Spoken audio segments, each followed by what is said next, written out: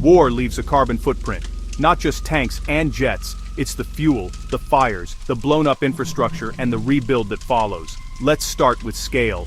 Analysts estimate the first 2 years of the full-scale war in Ukraine generated roughly 150 to 200 million tons of CO2 equivalent.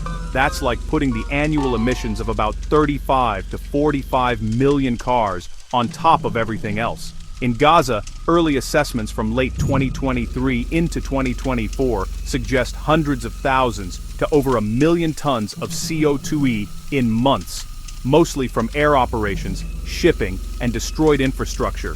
Smaller conflicts add up too. Fighting in Sudan, Myanmar, and the Sahel burns fuel, triggers fires, and drives displacement, each with its own carbon ripple. Here's the part we miss: the aftershocks. Reconstruction is carbon heavy. Cement and steel are climate amplifiers. Rebuilding thousands of homes, roads, and power lines can emit as much or more than the combat phase. Think decades of extra emissions baked in. War also breaks climate systems we rely on. Power grids fail.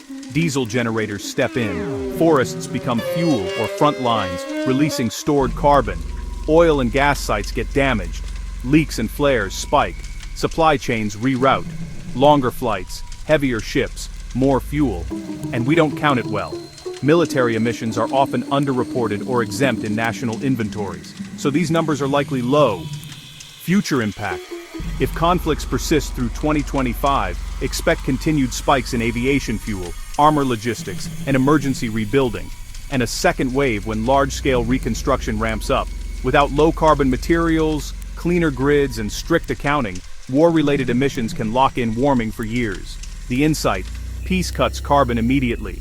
But when peace comes, how we rebuild matters almost as much. Choose low-carbon cement and steel, electrify machinery, power with renewables, and make every shipment count. Because the climate doesn't take sides, it just adds it all up.